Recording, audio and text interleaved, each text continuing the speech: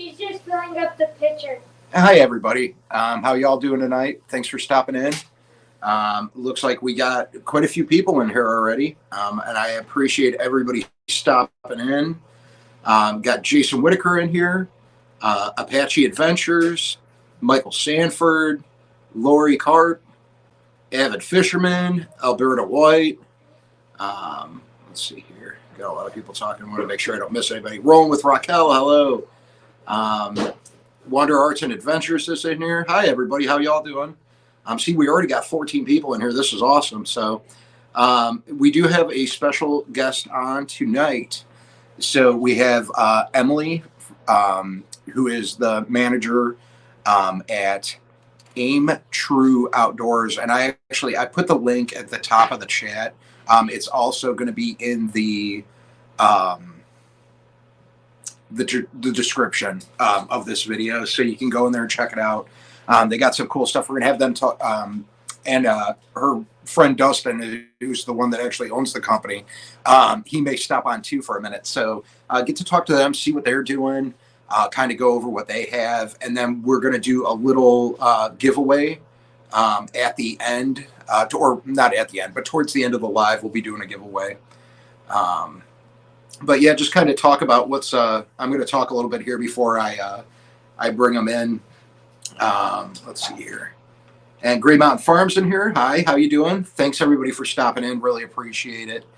I wish all these alerts weren't showing up on my computer right now so I could read these. Got Elizabeth in here. Matthew Jess Outdoors.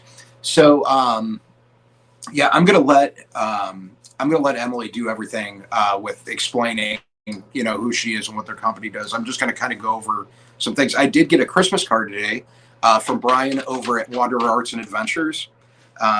So, and from him and his wife, Krista. So I do want to say thanks to them. Nice little card. Just see it there. Really like it. I'm into the old cars and stuff. So that's really cool. And it says, very blessed to get to know you and consider you and your family friends. Have a Merry Christmas. And it says, the card says, wishing you a little holiday cheer everywhere you go. So I thought that was really nice that I got that. And if you guys don't know Brian, he's a great guy. He does his channel is a lot of art. He used to be an outdoorsman, super nice guy. He's become one of my really good friends. So you should really go over if you haven't gone over and checked him out. And I'm sure a lot of people in here, because I see the names in here, people have been in here for a while. So these are a lot of the people from the beginning. I see Danimals in here too. Thanks for stopping in. But yeah, go over and check Brian out if you haven't. Great guy, good channel, does some awesome art. He's done some stuff for my daughter, pictures, paintings and stuff. I know this is a little different going live on Friday. Wanted to try something new, so we're going to give it a shot. See how it works out tonight, see how many people we can get in here. And go from there. And we got Welcome to My Kitchen in here. Hello, how are you doing? Yeah, so I'm going to be going hunting tomorrow, so that should be fun. We'll get out there into the blind. I'm probably going to do early morning. In the afternoon, I actually have to go over and help my mom I have to go in put a new faucet in for my mom tomorrow. And I really hope everybody can hear me good too. I didn't ask. I'm sorry if I can't. But yeah, so I met Emily that's going to be coming up. I met her on Instagram. Super nice lady. And she's got some cool photos of some deer that she's gotten.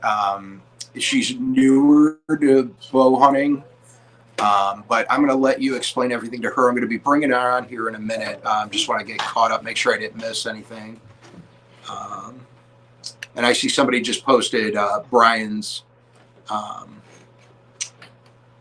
his channel, and I want to thank Jason for also posting Aim True Outdoors channel, or not channel, but the website. Sorry about that. Oh, you're welcome, Alberta White. That's no problem. I see you got my card. But yeah, so I'm going to have to get everything going here. Just bear with me for 1 second while I get Emily up here. And we're going to get her. We're going to get to know her. And her Instagram is also linked, so you can go and you can check out her Instagram if you guys have Instagram. If not, not a big deal, but you want to go over and maybe say hi to her. You can see what she's doing. She posts lots of pictures, so and like I said, she's real nice. So I'm going to get her pulled up here. Just bear with me for 1 second.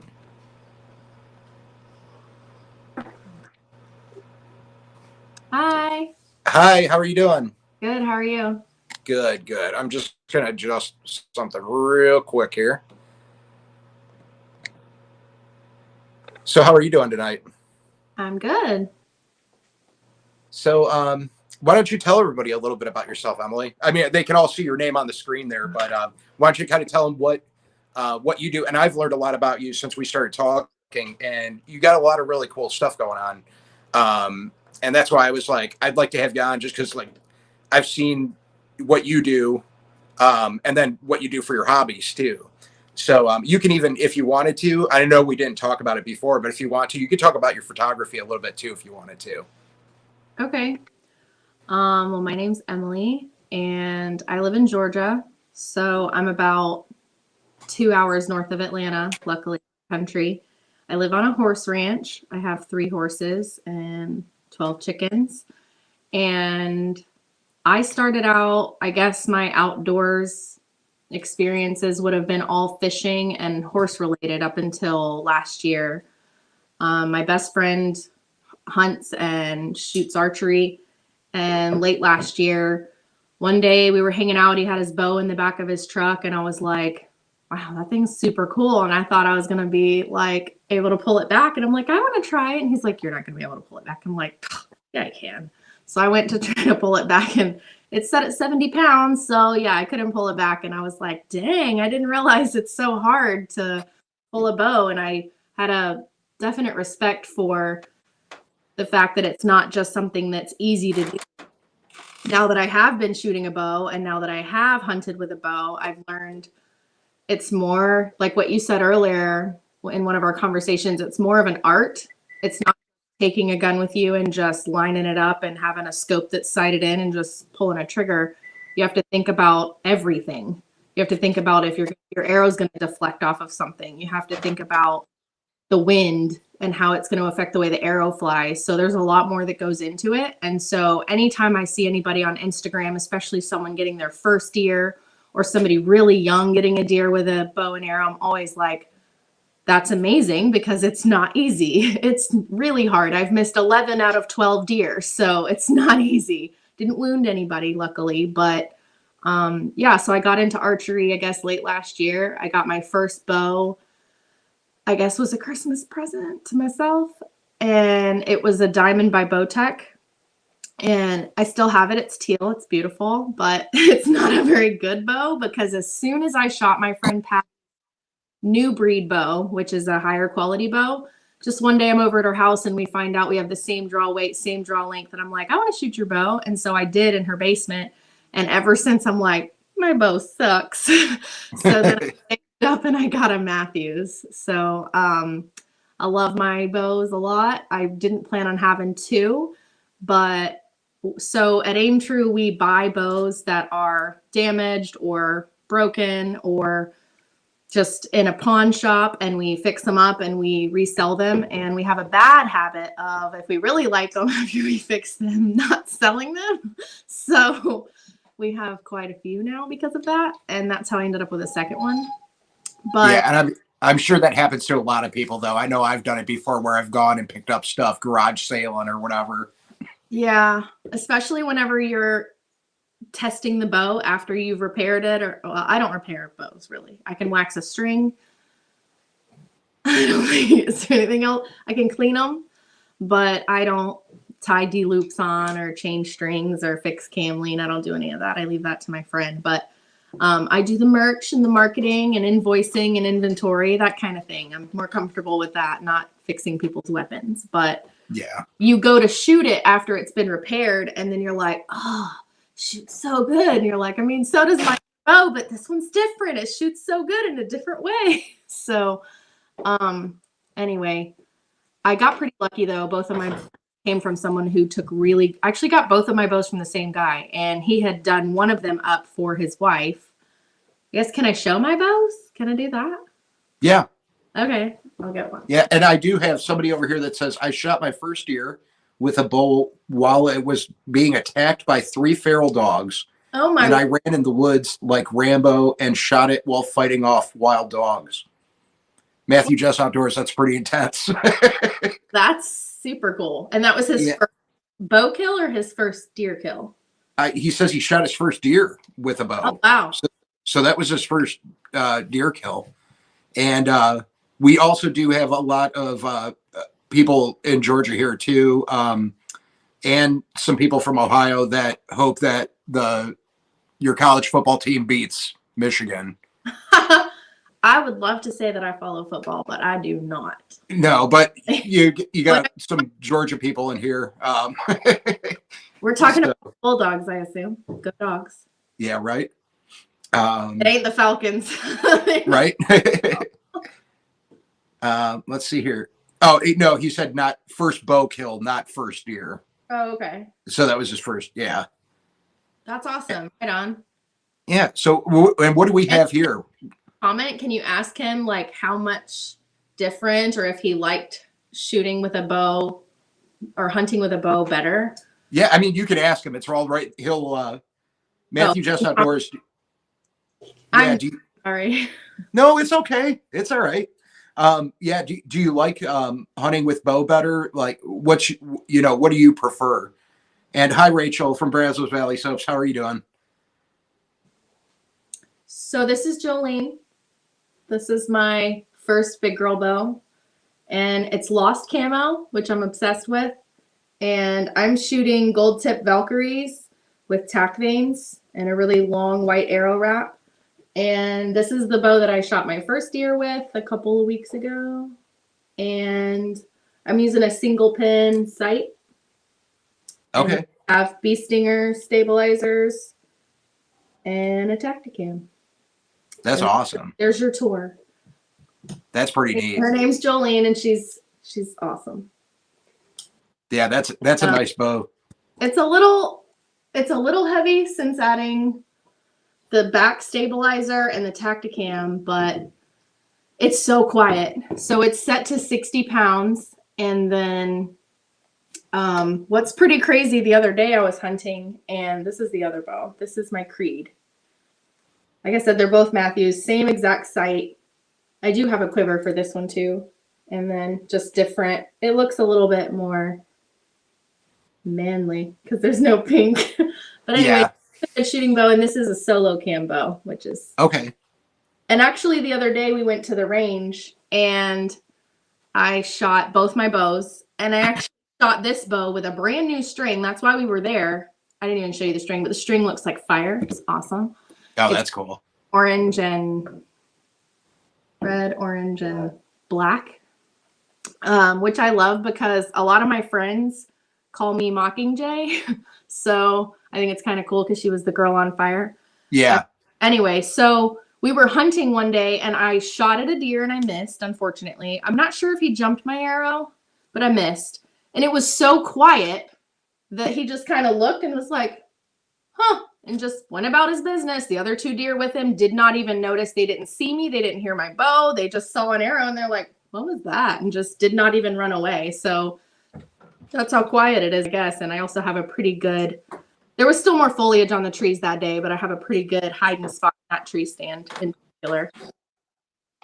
That's awesome. Yeah, let's see. Oh, and Matthew Just Outdoors answered your question too. He said guns are better because most deer around me tend to stay out of bow range. But I like bows because you get more opportunity to hunt with the longer season. Mm-hmm. So I guess that's also one of those things, where you're located, like what I was telling you with my spots, I can walk in and sit down with all the windows open on my blind and they'll walk right up to me. So I guess it does, I could see where it benefits certain spots and not others, and then you have people saying bow hunting takes more skill, which, I mean, there's a lot that goes into it. It's almost like science. Like you were saying, I think it's more of an obsession than a science. Oh yeah, it's a problem. Right. Like, but I definitely need at least 30 more. But we were at the range and I ended up shooting better with a bow with a brand new string, just trying to sight it in at 20 yards at the range.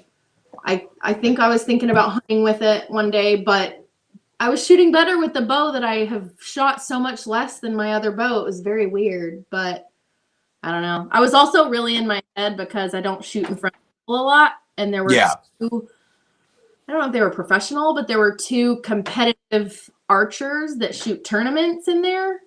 And I was like, here I am, my bow, barely in the target. I hit the wall once. It was great. I was like, these people think I'm like some newbie idiot that doesn't know what she's doing, but that's fine.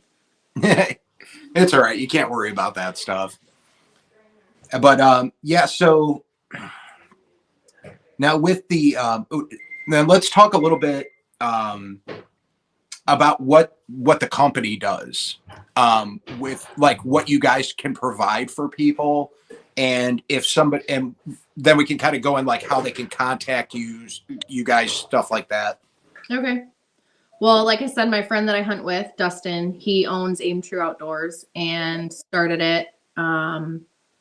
And it kind of happened out of a need in our area because there's really not a great place to go if you're wanting to customize your bow or you're wanting something small done to your bow. And pretty much the places that sell bows usually also sell guns. They usually also sell a lot of, usually they're bow technicians or they're bow salespeople if they are there. There's only one of them to try to work on a bow, talk to you about your bow, sell you a bow while they're fixing a bow. And it just seems to be like there's maybe because it seems like such a job to them that there's not a whole lot of good like passion behind it, if that's what I could say, because you go in and you're planning on spending a gracious amount of money and they just seem to be like, okay, what else would you like? Anything else?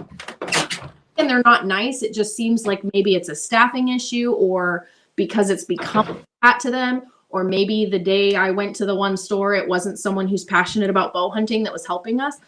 We have had people that have been super nice about hunting in the stores, but I say all that to say there was a need. There's definitely still a need in our area for somewhere to shoot in a range because we have to drive a pretty good ways to go somewhere and shoot. But Dustin started this. Honestly, he taught himself everything. He is a certified bow technician, but so he took classes. But before that, he taught himself everything, just fixing his own bow and learning on his own bow, taking his bow apart, putting it back together, modifying it, trying to change certain things to increase his feet per second or whatever it might be. And so this buddy would say, hey, something's going on with my bow. You mind taking a look at it? And next thing you know, he's working on bows all the time. So that's kind of how it started. And I think what's really great about it is that he's extremely passionate. And like he has a kid he's helping. I say kid, he's got a guy he's working on a bow for right now that he is talking to. And the guy bought a brand new bow, but he's putting on a string. He's changing some of the like coloring on the accessories to make it his own. And he is going to hunt with it. But I think that Dustin just gets super passionate about, okay, he's really describing something that like, it sounds like he's really into the orange. And so he'll like say, well, we can do this in orange and we can do this in orange. Here's my bow with all these green accents. We can do yours like this, but in orange. And I think what's also really good about it is that he is who taught me to shoot, but he'll say, well, you really need to find what works for you. And to me, that's the biggest thing in hunting that I have found is not everyone wants a single pin sight. Not everybody's going to want to shoot the same type of arrow or the same broadhead. And not everybody wants their bow to look straight off the shelf. And not everybody's going to love Matthews. Somebody messaged me on Instagram the other day. He's like, I'm looking at this Matthews, the new V3X. Is that what it is? And I was like, I have no idea. I've never shot it. I don't have that bow. I love my Matthews. This guy shoots a Hoyt. Shout out to Chris Gunner if you're watching. He's one of my followers and he's a super cool guy. And he's sporting his Aim True Outdoors camo hat and several of his hunting pictures on his Instagram. But he was like, well, I have a Hoyt, but I think I want to get the new Matthews. And I'm like, you just got to go and shoot it. You got to go somewhere that sells it and let them have you shoot the bow, because there's no way I can tell you, well, I like it, but you might really like your Hoyt. You might go shoot it and be like, no, the Hoyt's more comfortable for me. And so I like that Dustin will be able to respect, he's got a friend with one of the new Hoyts. He, I think, has shot some Bowtechs for a time. I don't know where he went. He won't help me, but so he's a very patient guy. Not that I'm like super loving seeing my face on the screen, but I think it's cool. He'll say, yeah, that new Bowtech bow shoots great, super smooth bow, really nice. So like he's not one, even though he personally prefers a Matthews, he also likes PSC, he also likes Hoyt. So he feels like if somebody puts out a good bow and it's more comfortable for this person than another, then awesome for them. Like there's people that think, a Matthews bow was too loud for them or too heavy for them. It's like just for you. And there's things that I have found that work for me that he didn't even teach me. And he'll be like, well, if that's then fine, as long as you're hitting the target. So I like that about his teaching style. And he's never going to be somebody that tries to push what he has or push his sight on someone. He'll give you his opinion, but even he has a different sight on every one of his bows. He's got 4 bows and he's got a different sight on all of them. So I think it's just, he's so passionate about archery. He wants to try everything. And I happen to like my single pin HHA sight and it works for me, but I like that he has been so good about really tailoring not only his service, but also tailoring the product suggests based on what the person might need and not trying to just push what he might get a bigger kickback from or something, because he is a dealer for several companies. But if he has signed up to be a dealer for someone like Bomar, he loves Bomar products. We have the peep tuner and the nose button on all our bows. And if he's become a dealer with someone, it's because he stands behind that and personally shoots it. So I know he's now a field tester for here they are. They're these arrows right here. Element Tornado arrows. So he literally built these earlier today. We'll cut them down to his size. They came in today. So he's going to exclusively shoot these arrows now. But he's not going to shoot or promote or talk about something that he doesn't use and doesn't love. That's awesome. Yeah, so I mean, that's important too. It is important, yeah. So we will buy bows that are damaged, they've been dry fired, whatever might be wrong. He bought a bow that one of the knocks that's supposed to, it's like a silencing knock, was cutting into the string. So it wasn't really safe to shoot because the way those are clamped on, it actually cut the string. So that bow needed an entirely new string. So things like that. And he has people who ship him their bows to work on them and he sends them back. He's got customers here in Georgia. We're in like the Athens. So we're not far from the Bulldogs. So we're like in the Athens, Winder, Brazelton, that neck of. Okay. And so, like I said, there is a need here because we don't really have the archery community that would be nice to have here. And the options that we have for somewhere to take a bow or to, because we do some stuff with guns, like he can bore holes in a pistol or paint a gun for you, but we mostly do archery related things, hence the arrow. Wait, it's over here. The arrow and the logo. But yeah, he can fix bows, cam lean, paper tune. So the paper tuner is, I'm so backwards. Here it is. So he'll paper tune bows to make sure you're shooting consistently and accurately. He'll watch people shoot and try to like tell them, hey, this is why you're having that result. And he'll help them tweak it and tune it. So I think it's just basically his passion for archery, which is pretty contagious because you can see how much fun he's having with it. That's why I wanted to do it. And I also did like shooting guns.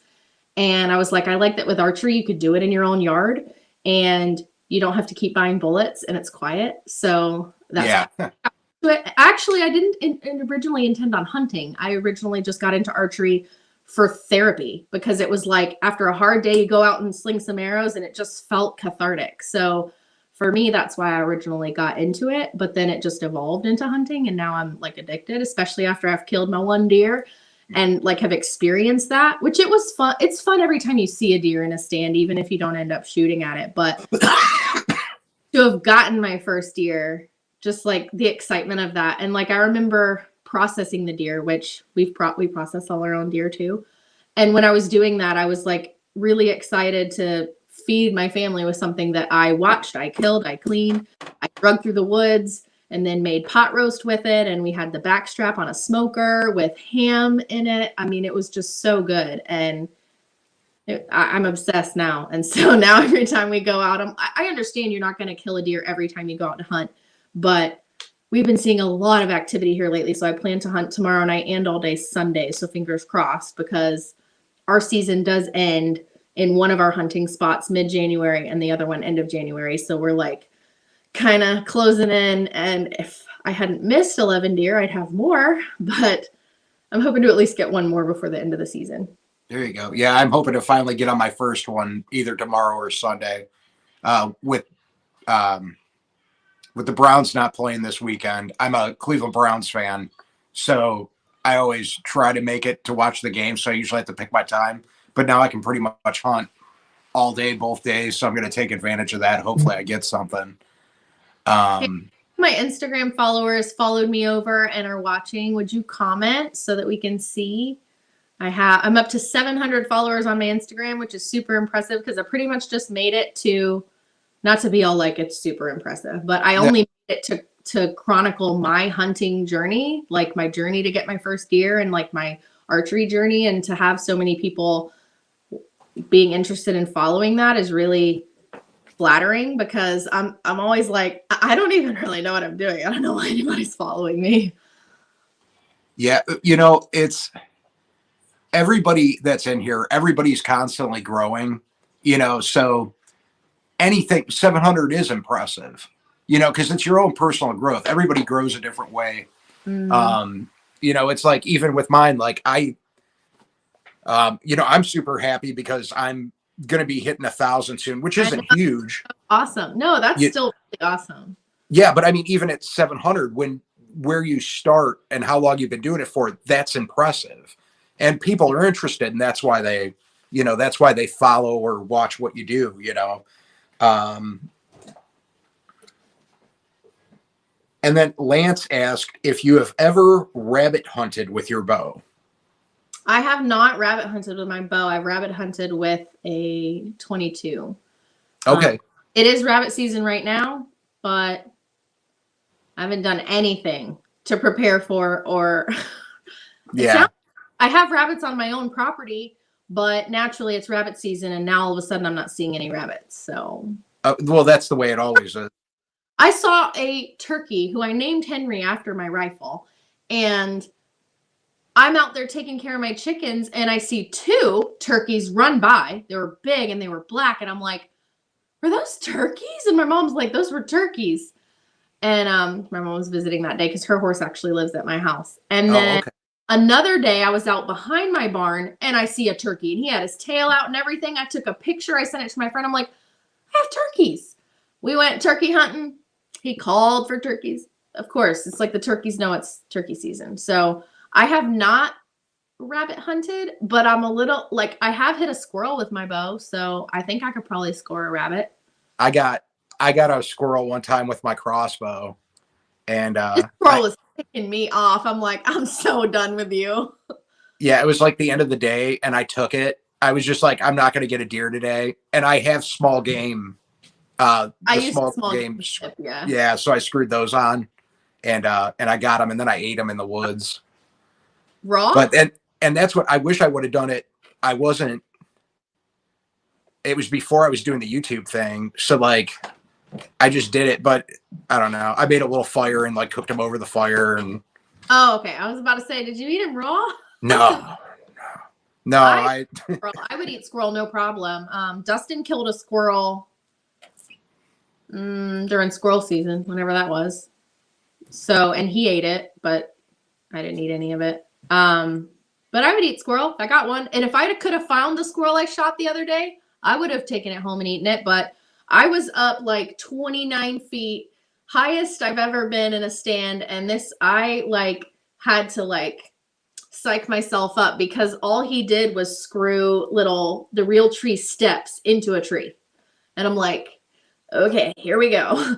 And so I, tied my bow and I think I carried my backpack. I tied my bow to the hoist and I'm climbing up. And there were times that I'm like, this arm up over the tree and like this arm around here, like trying to feel with my feet. I guess I need more practice with climbing a tree with just the little steps. Yeah. Spots that I'm just using the limbs. He's like, I see the limbs in part of it. I get up 9 feet up, and there's a picture on my Instagram, the one where I have my feet kind of crossed on each other on a stick. I had like this perfect limb below for me to rest my feet on.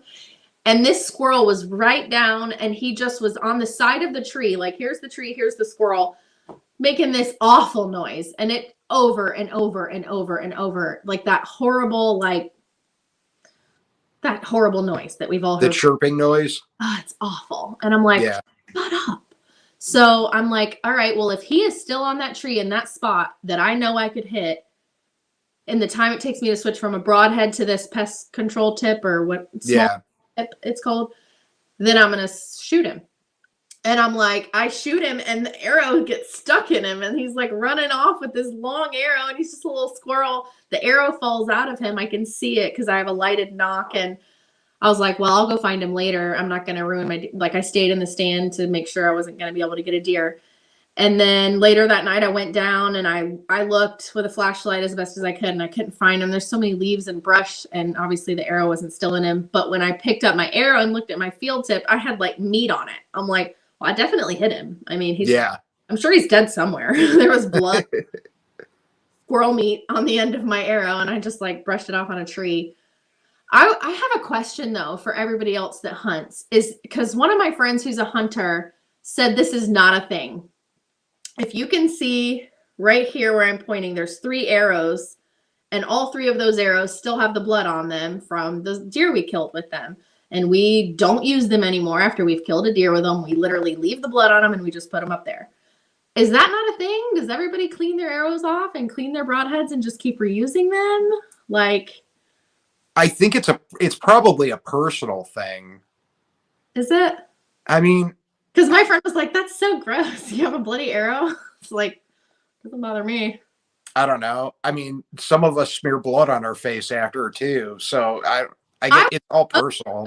I was supposed, but Dustin, all he cared about was hurrying up and getting the deer somewhere and whatever we had to do so we could get back to hunting the rest of the day. So I didn't end up I got blood on me. I mean, there's a picture on my Instagram where I'm holding the arrow and there's literally blood dripping down the arrow and onto my hand. I'm like, so, I mean, I got blood on me technically, but that friend that was like grossed out. This is one of the racks she gave me. She can't stand to see the rest of the deer's head. I'm like, that's so weird. And I was like, I would have this is the one I was telling you, I would have totally mounted this. But she's like, the little one. Must be nice. Yeah, that's what avid fisherman says. He cleans and reuses them. And that's what a lot of the guys, it looks like in here, I'm reading right now, I'm looking at the chat over here. And Kevin Robinson says, I'll retire an arrow if it's taken a big deer or an exceptional turkey. And let's see here. And then we have first deer, so I kept it. Yeah, Matthew just my first deer because it wasn't, anything to really write home about. I didn't think I should spend the money, but I took plenty of pictures. Yeah, so like Matthew Just Outdoors says that he reuses the arrows. He's actually killed 2 deer with the same arrow. That's cool. Lance says he always reuses his arrows. That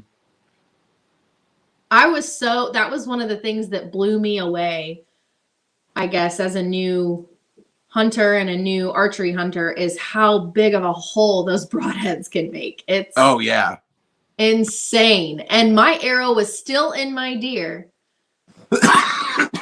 before I did, because first we were looking for a blood trail because, all right, well, there were 2 deer. I shot one and I was watching like I'm supposed to, watching where they ran to so that we could find them later. Well, I watched the wrong one. I didn't watch the one I shot. I watched the other one.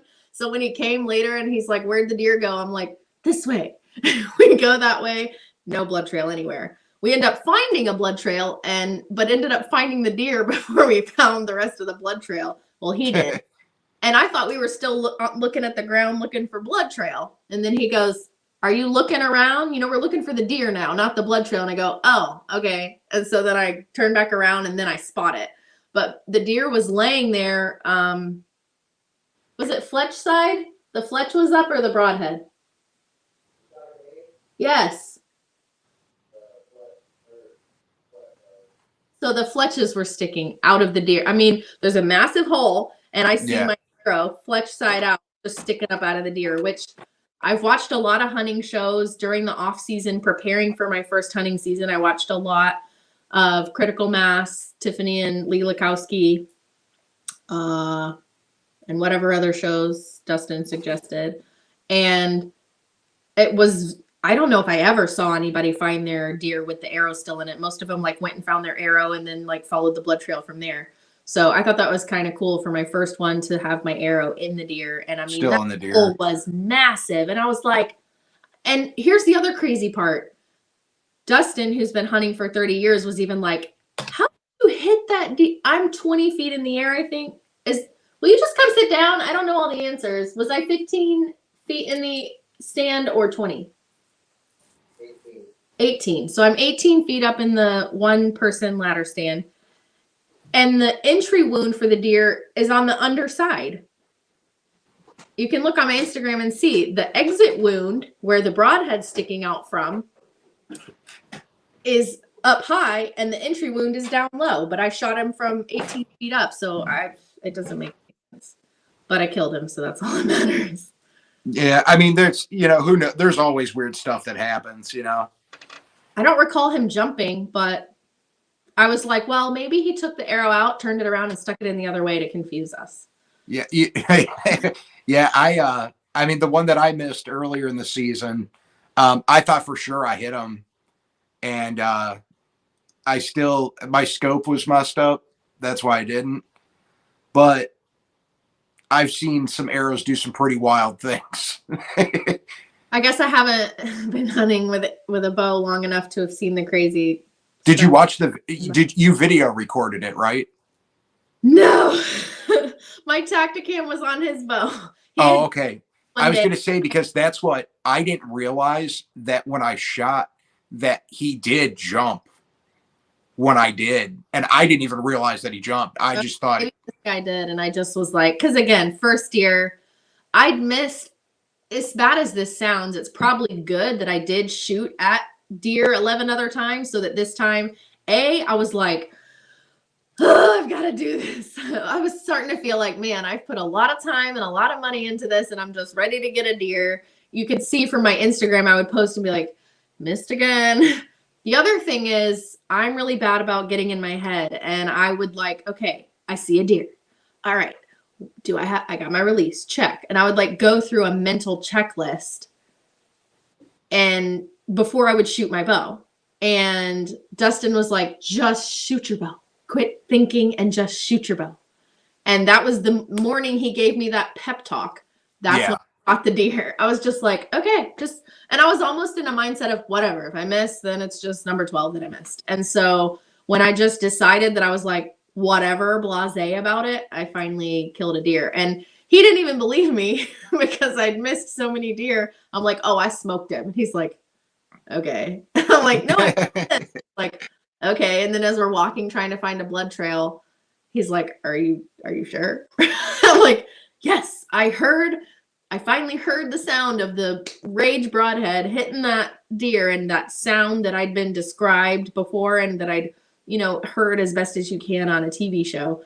But anyway, yeah. So that was an awesome day. That's awesome. Yeah. I was scrolling up, and I was listening to you while I was scrolling up here, but I was reading some of the comments, and Sunfish Assassin said, I killed my first deer at 11 years old, shotgun dog hunting. They dumped the guts on my head at the club. I have a picture. Oh boy, he needs to show the picture. Yeah, you need to get that picture out there, Sunfish. I want to see that. I was told that I had to bite the tip of the heart. I didn't do that. He didn't make me. And then I was told I would get the blood smeared on my face, because even my friend Patty was like, your first deer, you get a picture, you have the blood on your face, you do the whole thing. I could have easily reached in that big hole and done it, but I don't know. You know, I think sometimes the adrenaline can. That was it. And I almost was like in a mindset of, okay, let me get another one. I wasn't going to give up after one deer. There's been times where I've even been with somebody and I've caught something or done something. And they're like, why didn't you videotape that? And I'm like, because I didn't think to take out my camera while I was in the middle of it. Sometimes your adrenaline just gets going and you're like, oh, I want to process this. Or... I have some great Tacticam footage of all my misses. I even have Tacticam footage of missing a hog. So. Oh, yeah. Yeah. My neck gaiter, I was wearing a neck gaiter to try to stay warm. That day it was really cold. Like it was so cold that my bow riser was so cold because it's metal. And my bow riser was making my hand so cold. And I would like switch hands and put it in the pocket and switch hands. And because the big things I have found is I bought myself a really nice thick pair of gloves for hunting. And they have the open fingers and the muff you put over. And then you can take magnets. They're just so thick. I feel like I don't feel like I can do what I need to do, if that makes sense. So I just wear the thinner archery gloves and just alternate putting it in and I bought one of those heated Huntworth muffs that you plug one of those things in and it heats up. And that thing is like, if you don't have one, go on Walmart.com and get yourself one of the Huntworth heated hand muffs because it's awesome. And you have to buy the little battery pack separately. I just bought one on Amazon. You can also charge your phone. So, that's cool. You can plug your phone in and charge it while you're hunting, and it does a really good job charging it. And I got a full day hunt out of it. I hunted in the morning that day. When the battery got down to like 60%, I turned it off and, it had warmed up a little bit. So I would have plenty for the night hunt. But that thing's a lifesaver. That and the buddy heater. We're like obsessed with our buddy heater.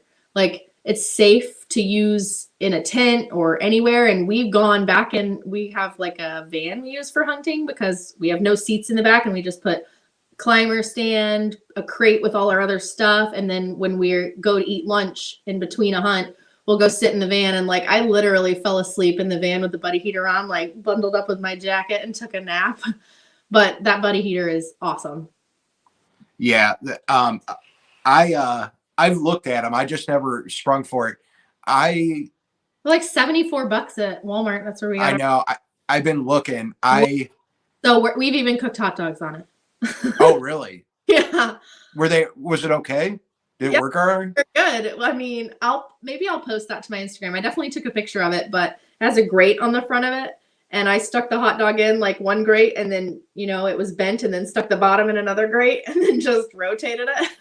But it's really if it works, right? Hot dog instead of eating like we eat jerky, you have your snacks, you could take a sandwich, but it was nice to eat something hot. And Dustin listened to a podcast. That's where he heard about the buddy heater. And he said there's attachments for it where you can put like a hot plate and other things. And I've tried to find them. No luck so far, but I'd be excited to like get a hot plate and be able to like cook an egg and some bacon. Yeah, that's what I have. I do things a little like I like those and like I totally want to get one just for other uses too. Because I totally want to have one for fishing, for night fishing in the fall and stuff. But I've done a lot of times I just make fires. I'll just make a little fire and do it. Yeah. But those are cool for because it doesn't give off a smell. Right. That's why I want to get one is because it's, you have the odorless. I mean, you'll still have the food cooking smell, but right. That's the thing. Like I was telling you before, even like where I'm hunting, they're so used to those smells. It doesn't matter.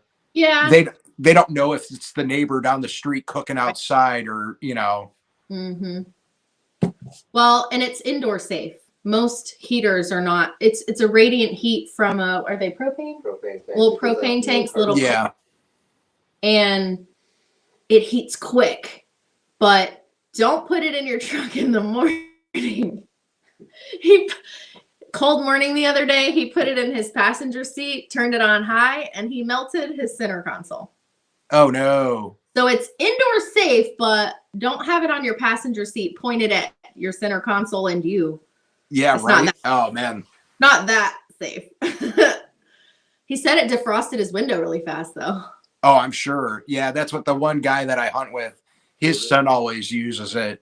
I go now. I told you I have compound and crossbow, and I just been doing a lot of crossbow lately. But I just have real heavy winter gear I wear. I usually try to go in light. Now, how far of a walk? Like when you guys get in, how far are you guys going? So we have 2 properties we've got permission to hunt. I have hunted at my own house, but that's a whole nother story. There's basically, I have mostly pasture, I only have a little bit of woods, and I'm just hoping the deer walk through mine from my neighbors. So not ideal, but we have 2 properties we hunt. One of them super close. Like we can park, far enough away so that we don't spook anything in the woods. And I can be in my stand within 15 minutes at the top of my stand by the time from parking. You're 350 yards from parking. So 350 yards away from our parking spot is my stand right now. The other property we hunt is a little bit further of a walk. I would say. What? So how long it takes you, or how far? How far? It's 26 acres from parking to the end of it where you walk. Okay, well. Yeah, that's a hike. I mean, that's a good walk right there. I mean, I'm a little winded. I was wearing winter clothes to walk to my stand. The last time we went to that one, was the day I killed my deer, I think. Mm-hmm. Yeah. So that day I wore my thick real tree jacket over, which he's always making fun of me. Like even the other night, he was like, "You're going to sweat your butt off." And it ended up as soon as the sun went down, it was so cold that night. And I was like, I am so glad that I wore my jacket. But I was wearing all that. And by the time I hiked to my stand, climbed up the stand and was about to put my lifeline on and everything, I had to take that jacket off. I'm like, oh, that was too much after all the exercise. So maybe it's good to have a longer hike if it's cold outside so that you can get some blood pumping and warm up a little bit. But I ended up obviously putting it back on after I cooled off. Yeah. Whenever I got cold again. Awesome. Yeah. So, let's see here. Does Dustin want to? I didn't know. I know he's there. Camera shy, but yes, he needs to come talk. Come here. I'm playing. The cat is disturbing. No, quit. He hates pictures. He hates the camera, but No, it's all right. I mean, he doesn't have to if he didn't want to. I just didn't want to, not include him since. not even on there. That's good. Oh, Lord. That's good. I don't know how to turn this. There you go. You're still gonna try to hide. I'm good. Yeah. So Dustin, I know we were talking a little bit, and you do repairs and stuff. Now, let's say that somebody on here has a bow that they want to get repaired. What's the best way for people to contact you? Through the website is the best way to do it, because we have a whole entire order form of what your problem is, if you know what your problem is. And then once we receive that, it'll give me all the information that I need to know to where I need to start at. And then I'll contact you after that. Okay. Yeah. Cause I know there's a lot of people in here that I've been watching the chat, and people are talking about bow hunting and stuff. And I actually, I'm going to send some pictures to you guys too, cause I don't know if you guys would want it. I've got a bear compound bow that's gotta be early 80s. It's ancient. I gotta show you this thing. It will blow your mind. Probably the, is it the Whitetail 2? I gotta look at the name on it. I don't remember. It's really worn down, and it looks like it's been repainted. There's still some of it on. Yeah. If they have a podcast, and they also have a YouTube channel, and it's called, yeah, of course, now I'm going to forget what it is, but Hunting Public. And these guys, Spot and Stock Hunting Public. Well, they have a contest that they put on between them of hunting with Whitetail 2s for $80. So they bought all these Whitetail 2s off of eBay for $80, and they go out and spot and stock and kill massive 140 class buck with them. And I'm like, I'm glad you make it so easy. Yeah, I've watched them before. They got some good stuff. Yeah, those guys are insane. Yeah, and then so what? Is there any specific kind that you work on, more than others, or you just work on anything that you get? I'll work on recurve, longbow, compounds. I can work on crossbows. I don't like to. But yeah, any kind of compound, it doesn't matter what it is. I don't have a preference. I mean, if I had my way, yeah, I'd work on straight Lee Matthews. But I mean, I'll work on anything that there is out there. I don't discriminate against working on a bow just because of what it is. I don't care if it's from 1950 or from 2021. Yeah. Obviously, there's equipment wise, like my personal bow press. I built it myself. I'm a welder and fabricator by trade, and I've had easy green bow presses and stuff, but I can build it for a quarter of the cost. I'm building it for a quarter of the cost. But with mine, I have mine adjusted to where I can put any bow in it. It don't matter. It'll compress down to do a crossbow if I want it to. But the way it does, but I mean, yeah, I'll work on anything. My dad is a huge traditional guy. So I work on them too, restringing them. I'm a dealer for A3 bowstrings.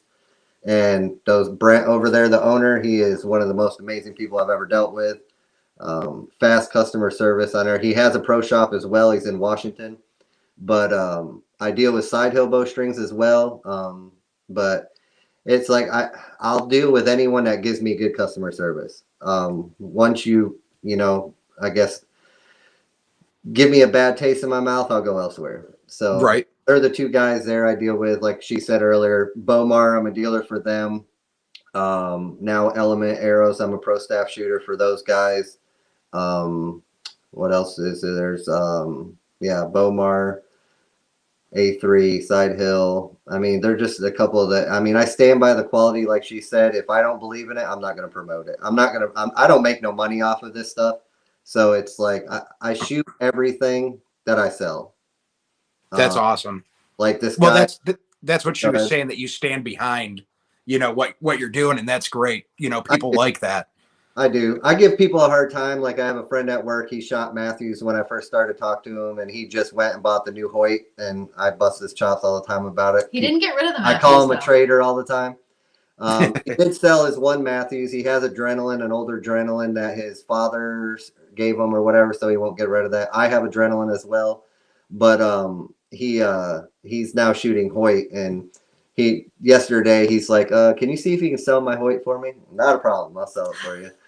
But he was the only reason he was wanting to get a new bow too is because he wanted a lighter bow, and it's like by the time when you hold it up in the store with no accessories on it, of course it feels lighter. Buying a Carbonaire. He wants the RX3, the Carbonaire, but the new PSE Carbonaire the PSE Carbonaire is the lightest bow you'll ever find. It feels like it weighs like paper. Oh, really? But it's $2,200. So if you got $2,200 to drop on a bow, that's the bow to go for, because you can carry that thing all day long and not even know it's there. But that's what I keep looking, and it's like my budget's usually under that $500 mark. And I got a lot of my customers are like that. And then, they'll message me and they're like, do you have anything for sale in this price range? No, but I'll find you something. Just tell me what you want. Camo, black, white. I mean, I just got in with a guy that does powder coating. So I can custom powder coat any bow that you want, any color. I actually have my personal creed over there. I'm getting powder coated pearl white. I'm going to turn it back into a tournament bow. But yeah, I can do basically anything you want, from cam timing to new strings to just rest, peep sight, D loops, sight stabilizers. Hopefully soon I'll have my own custom stabilizers. I'm working with a guy that has a machine shop to build those. But other than that, it's like anything revolving around archery, I'll do it. I even build custom tree stands. That's awesome. Yeah, and I do want to say here real quick, because there were some comments coming in here, and Shogun 9 Hour Jeffrey Allen, he says that he has a longbow that he needs worked on. So you can go. I know Jason Whitaker. There've been a lot of moderators in here posting the links for the website. So he said that if you're interested in talking to him about what you have and what he could possibly be working on, go and contact him on the website, and the moderators have been nice enough to post those. So if you scroll up, you can see them. There's a phone number on there too. I mean, you can call that. Obviously, I do work a full-time job, so if I don't pick up, just leave me a message, shoot me a text message on there. That number too. I will respond within 24 hours of the message or whatever. It's not a problem. But like I said, I work in the welding industry, and half the time I can't even hear nothing. So, but I mean, I'll always check my phone and get back to you when I get out of work at 4:30 at my time. So that's awesome. He probably won't say this about himself, but he really does know what he's talking about when it comes to archery, because at 14 years old, what did you do? You qualified at Worlds? Well, I started shooting when I was 7. My dad put a bow in my hand. I was an avid gun hunter for years, and then I just lost the thrill of it, shooting a deer at 200, 300, 400 yards and watching it fall over. But then I just like how challenging archery hunting is. I always have. Spot and stalk, sitting in a tree, waiting. That's just to me. I mean, I have shot deer at 80 plus yards with my bow. It's just something that I'm comfortable with. I practice a lot at 100 plus yards with my bow. But I mean, am I going to shoot an elk at that far? No, I'm not. But I'm comfortable at shooting whitetail and hogs at that distance. But like I said, I mean, I've been shooting since I was 7. My dad and I shot tournaments almost every single week in Pennsylvania, where I'm from. We shot literally every day at a pro shop. And yeah, I started shooting tournaments at 9, qualified and won my first tournament at 11, turkey qualifier. And then I qualified and I came in 14th place out of 250 people in the IBO World Qualifier in my event. And awesome. That's really cool. Yeah, I ended up choosing to go bear hunting over going to the IBO World Qualifier. So didn't get a bear, but I mean, I've shot tournaments. Like I said, I did a lot of 3D. Most of my life, I've done 3D. I did some 5-dot and some Vegas style. I worked at Southern Archery Outfitters in Florida for 2 years before he decided to close up shop for personal reasons. Shot a bunch of 5-dots in there, won a bunch of tournaments in there. Robin hooded a bunch of arrows in there. But yeah, they were an amazing people to work for. I mean, I still talk to them to this day, consider them family.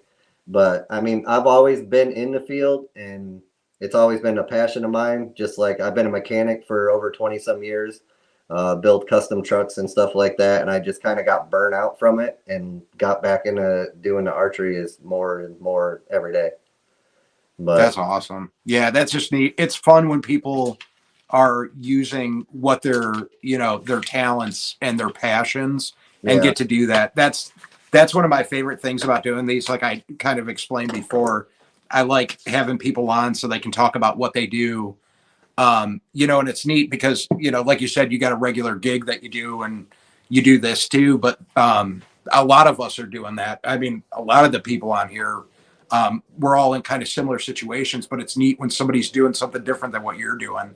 Yeah. I have people on here, from the homesteading community, fishermen, hunters, and a lot of them just like, even though they might not be doing what you're doing, they can appreciate what you're doing because they're doing something on their own too. Oh, yeah. I mean, if we all got to do what we love, we'd all be broke. You're right. Exactly. Yeah. Yeah. But if you can make a little bit doing what you love doing too, that's even better. I mean, if I had my way, I'd be in the middle of the woods in Montana living off the land, but that would be me. So yeah, my two would be either Texas or Montana. Oh, you can keep Texas. I've worked there. You can have it. Yeah. But Montana, I'd even consider Alaska. I mean, I'd bear the cold because that's one of the most beautiful countries I've ever seen ever. Yeah, the wild game there just alone. Yeah, it's pretty amazing. But I mean, I've been to Montana once. I've never been to Alaska. Want to one day. Colorado is another place I've always wanted to visit. I happen to have a friend that just moved there, and they've invited me down with my boys to go down there and visit. And she sends me pictures of the biggest mule deer I've ever seen in her front yard eating her grass. I'm like, really? And she's got elk in her back porch while she's drinking coffee. And I'm like, that's awesome. So I was like, I go down there, you won't see an animal for the whole week I'm there. That's probably, yeah, that's the way it always goes. I had a trip one time. We went to Outer Banks and I went fishing, and it's like, I didn't catch anything while I was there.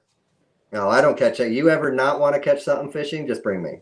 Yeah, right. So, I get skunked a lot. That's why it's called fishing and not catching. oh yeah. Same yeah. with hunting. That's why it's called hunting, not killing. Yeah, Yeah. yeah. I've got 1, 2, 3, 4.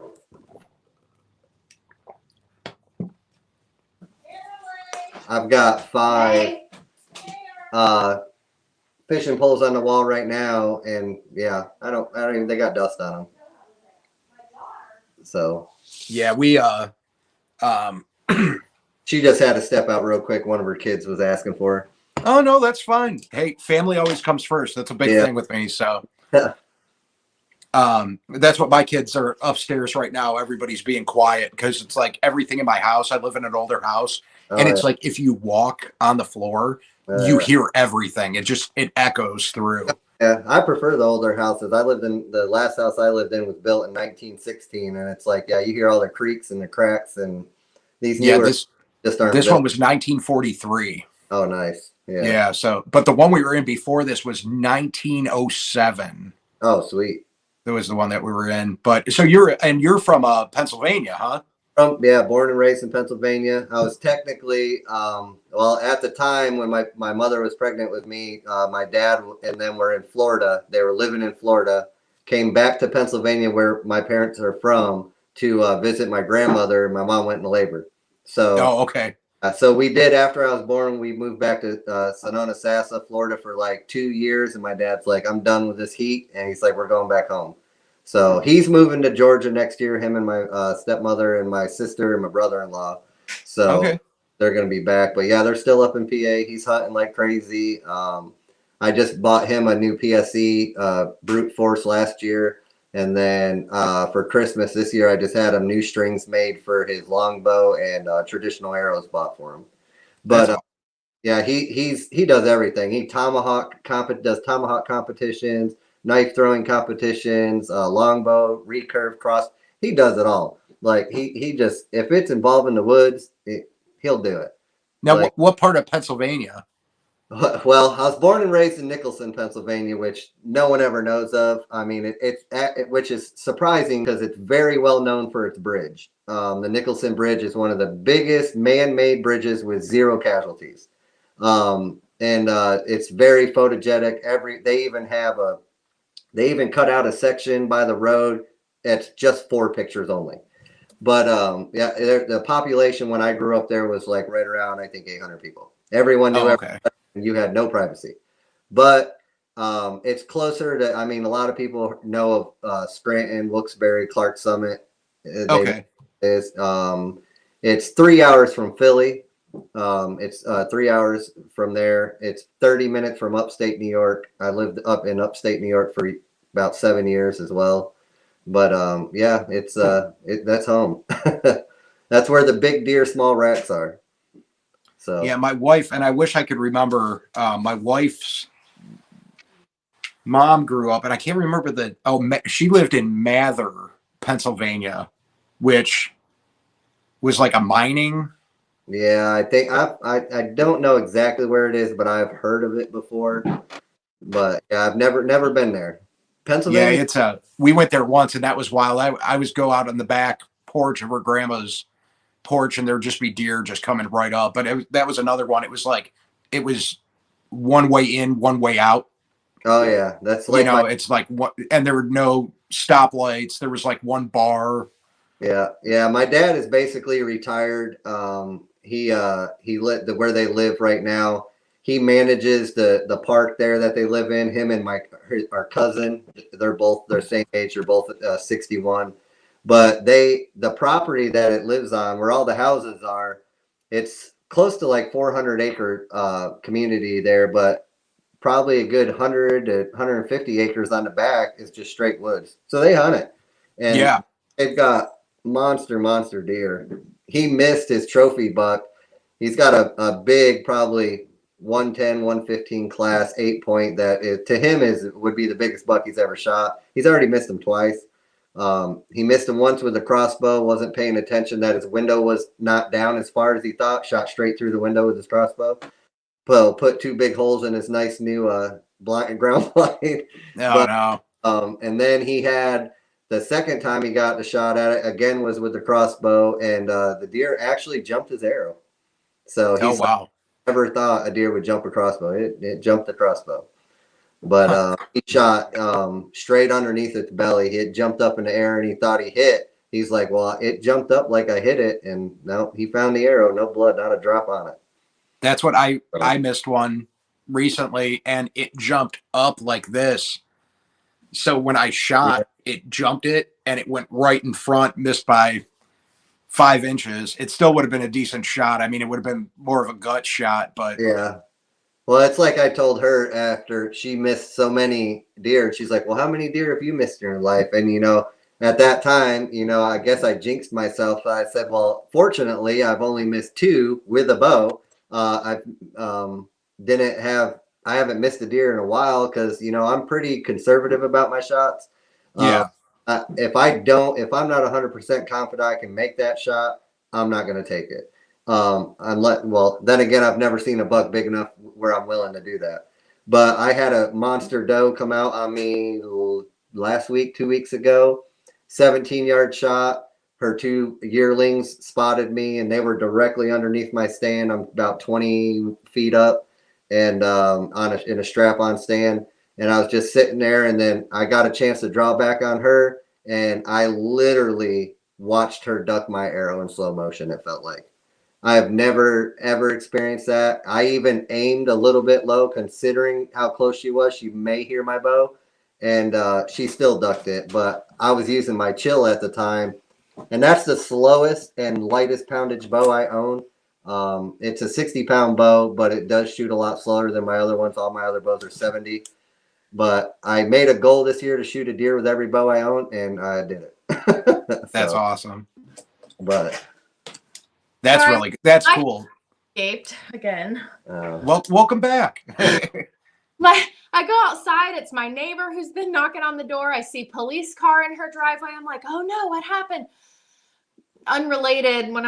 Her daughter-in-law got rear-ended and they fled the scene, and my husky escaped and was pestering them. So. Oh, that's all right. That happens.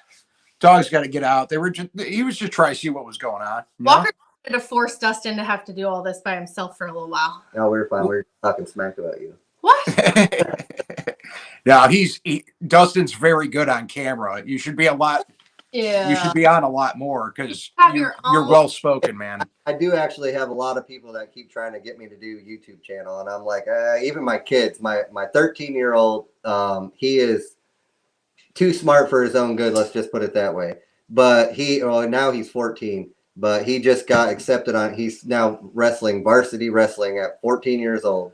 So, and he's dominating it. He was a state champion last year, but this year he's doing that. But he's at 12 years old. I think he programmed his first computer program on his own gaming system. That's what he wants to do when he grows up. He wants to design video games and do that, and he loves it. Him and his stepdad built their own gaming computer 2 Christmases ago, and been hooked. But thankfully he has my mechanical natural ability as well. I mean, my dad hated me growing up because anything he'd buy me, I'd tear it apart. Like I was like, well, I want to see how it works. And still to this day, my dad will call me like, hey, I just bought this new whatever. How do you program it? I'm like, what? It's like it has instructions. He's like, yeah, but you just tell it faster. So, but yeah, that's awesome. He's been bugging me to get a YouTube channel. He's like, Dad, you need to do it. You need to do it. And like, I don't know if she was telling you, I have a new customer. His name is Alex. Super nice guy. I met him at another archery shop I went to check out that I just kept hearing bad reviews about him. I'm like, well, I'll go experience it for myself. And they all lived up to the reviews. But he was there, spent like $1,700 on his bow, horrible customer service. Within the next day after buying it, he's like, dude, I'm not happy with them. I'm bringing my bow to you. I want you to change everything. I'm like, they put flow yellow everything on his bow. I'm like, did you ask for that? And he's like, well, not really. But, I said I kind of liked it. I'm like, and they just ran with it. So it's all coming off on a brand new 2021 Bowtech Solution SD bow. So, wow. Yeah. I mean, Brent over at A3 has got a new string being made up for him. We're changing everything, going to a red. It's an OD green bow. We're doing red accents, and then his string is just got a bunch of wild colors in it. We're just going different with it and get it all fixed up for him. But You can see the string. He posted it on yeah, his I posted Instagram. It's on my Instagram, the new string that It's I Aim just True ordered. Outdoors on Instagram. I just ordered. Yeah. Alex. I'll add the Aim True Outdoors. I don't know. Do you know if I added it in the description? I'm not sure, but I will add the Instagram link on there too. I Aim True all the time on mine, but I think you're Aim_True_Outdoors. Yeah, it's Aim_True_Outdoors, and True is TRU without the E. So Okay. a lot of people are like, I can't find it, and I'm like, just take the E off, you'll find it, and then they do, and they find it. But I mean, Well, someone asked me that. They're like, why'd you spell it without the It's backwards. without the E? No, it's well, not. basically, the biggest reason behind it is it's the first 3 letters of my last name. That's why I did it that way. Oh, okay. So I wanted to incorporate my name somehow in there. But yeah, I mean, I post most of my things I post is hunting related. I do post some other things that aren't, like my work wise. Like, I just posted a picture of one of the goofball guys I work with. He's like the riot of the shop. But I try to post a little bit of everything, so I'm not boring people, I guess. But yeah. if somebody asks me a question or whatnot, I'll answer it. Even if because I do make vinyl stickers too. I've had people be like, "Oh, where'd you get the sticker on your bow?" I'm like, "I made it." They're like, "Can you make us some?" Sure. I don't promote it on there, but I can do it. Like I mean, I'll make small stickers for bows, your car, whatever. It don't matter. I've had people That's cool. about whatever. We customize everything. Yeah, I'll customize anything you want. I don't care. I mean, That's cool. Whatever it is. I mean, I do custom camouflage painting on guns, side by sides. I do vinyl. I've done vinyl wraps. He vinyl wrapped my new AR in Cryptek Mandrake. It's awesome. But I've done everything from that, and I've also done full camo wraps on trucks and cars and golf carts and paint jobs and whatever you want. So I'll show you now that you brought up stickers too, I know we're getting close to the end here, and I know you guys wanted we were going to do a little giveaway. Yeah. I mean, I have small stickers that are just like 1 inch by 3 inch. I also have like bouquet stickers that are not for the vehicle, but like I said, I do custom make stickers. This is one of them here. This is a fairly large sticker that I can make in any color. I got quite a bit of colors available. So, I mean, we can give away one. If someone wants a larger one, that's fine. Whoever wins, if they just want a small one, that's fine with me too. And okay, what colors we have. And we'll throw one of our we got smaller stickers in with it too. They can put one on their bow case and one on their car. Yeah, that's not a problem with me. So, okay. Well, I'm putting it up here now, and this is what everybody. Oh, excuse me. In the chat, if you type this in, Aim True Outdoors, it will enter you in to be able to win the stickers. And I'm actually, I'm going to be throwing in a Backwoods Mindset sticker too. So if you're interested in winning a sticker, go ahead and type in Aim True Outdoors. And let's see, we got 24 people in here right now. So once the number gets up there, it should show me the number advancing there when people start typing it in, unless it's lagging. But once it starts going up there, then we'll draw here in a few minutes. But yeah, I sure to like Aim True Outdoors, like the Instagram, because we're going to be doing a hat raffle there too. So anybody that is a follower on his page, we're going to raffle one of our hats. He's wearing the camo one now. So we have the camo you can pick, or the green and khaki. So we're going to raffle one of those off too. So go like his page and you'll automatically be entered to win. We're just going to draw a follower. That's awesome. Yeah, and I've seen the hats. These hats are really cool. You're going to want to make sure, if you have Instagram, go over and check out their Instagrams. Follow them. They got good content on there. I love the leather patch. That was our big thing, is like we wanted it to look different. And this is a real piece of leather with the logo burned in. Yes, it's Stamped in? burned in, laser So- etched. So we're Oh, gonna that's get awesome. it away and ship it to somebody. And those hats, I know I've seen the prices because I've looked into merchandise. Those are nice. Those are well-made hats. Yeah, he did an amazing job on them. I'm very pleased with the way they turned out. I'm probably going to end up later on down the road doing some embroidered hats too, but I just didn't want anything that was screen printed or anything. I just know how they don't last. I personally am a huge hat fanatic. I probably have close to 200, but I destroy them, like destroy them. I mean, if you looked at my work hat, you'd be like, you need to throw that away. But it's broken and it's comfortable. So, but this is the hat I actually wear hunting all the time. I really haven't donated or dedicated one of my Aim True hats to destroy yet. So it'll happen.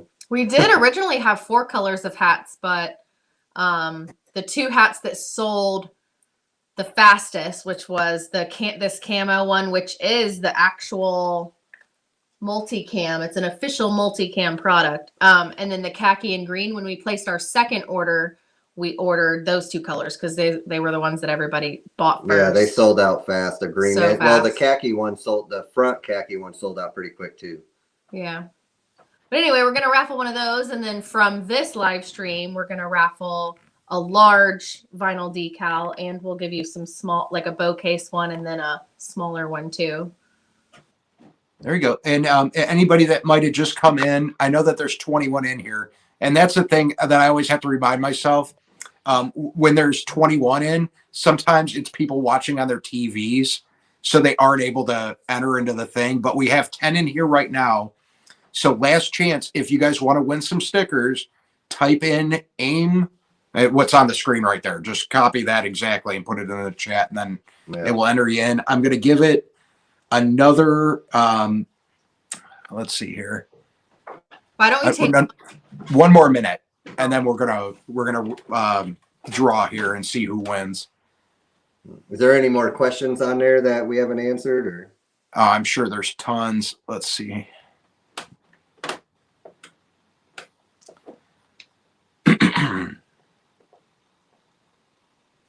And there's people on here saying that they just started following you on Instagram.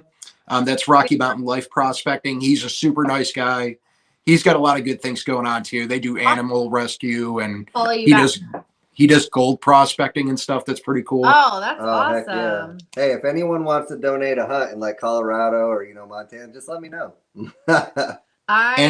During the live stream, I got followed by Raymond Williams. Thank you.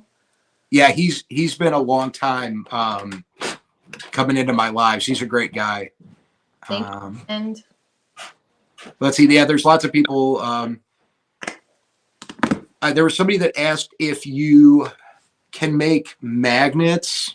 I do.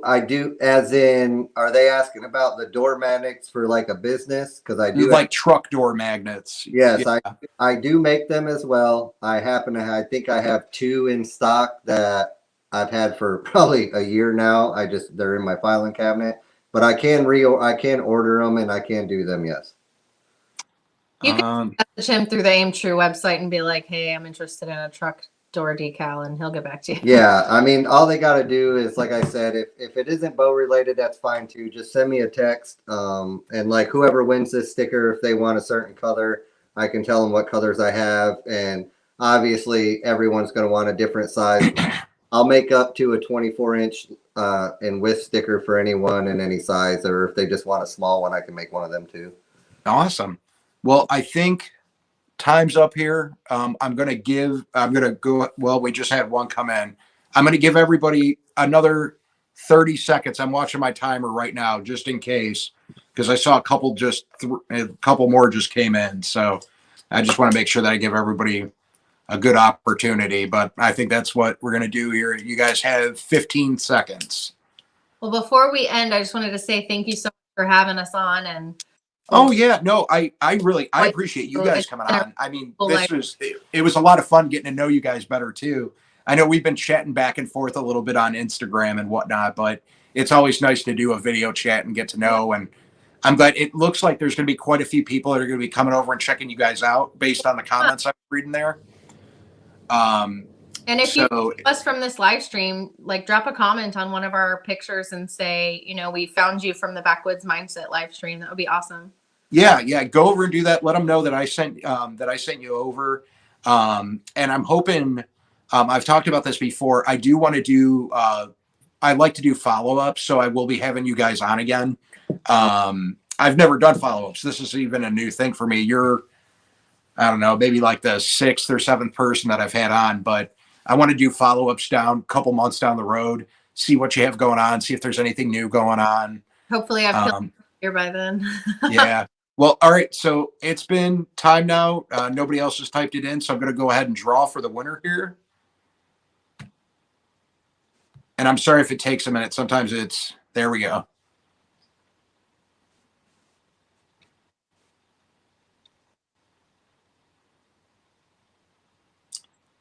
Let's see. So it was Danimals Creation.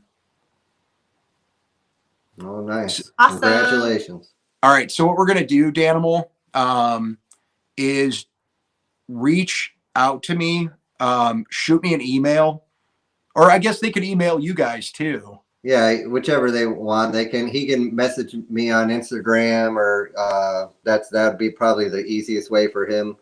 And then just let me know what color you want and a size that you want.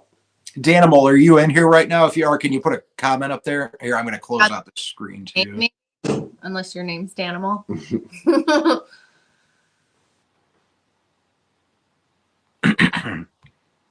A lot of times they'll have their email on their YouTube page too. Woohoo! I won. Sorry, I was paying attention to my little man. We understand, man. Everybody, a lot of us have kids, so we get it. Danimal, do you have your email in your channel, like in the About Me?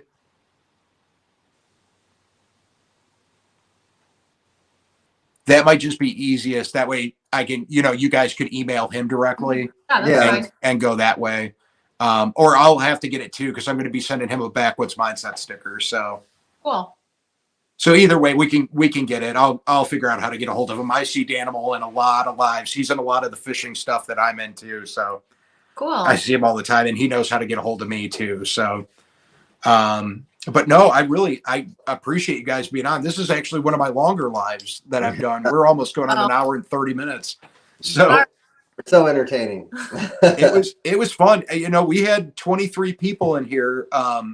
So this was good. And there's, of course, it sticks around. So people are going to be watching this when they see it. So, nice. But I really do appreciate you guys. I want to thank you for taking time out of your Friday nights to hang out. Yeah. And so we could get to know each other a little better. And I do want to try to get you guys up here to Ohio to maybe do a deer hunt next year. That'd be sweet. That'd be awesome. Yeah. So I know I got some places we can go, and we won't have to worry about no public land. We'll be on private. So nice. Well, thank you so much. It was really nice to get to know you, and thank you to all your followers who checked it out and tuned in. Oh, and Danimal, it was stickers that you won, bud. He was asking what he won. All right. So everybody have a great night. Go check them out. The links are in here. They're going to be on the description of the of this live too. So you can go in there and pull them out. Go check them out on Instagram and the website. And everybody have a great night. Once again, thank you guys. I really appreciate it. Thank you. Thank you so much. Good night. All right. You take it easy. We'll talk to you guys soon. All right. All right. Bye. Bye. All right, everybody. You all have a great night. Danimal, I'll send you an email. I hope your email's on your page. If not, mine's on mine. You can also message me on Instagram, Twitter, Facebook, whatever's easiest for you. Just shoot me a message, and then I'll get the addresses and we can get it going. Oh, here. I see it. Just 1 second. I'm not going to close this out until I get it. Dan. Scroll back up.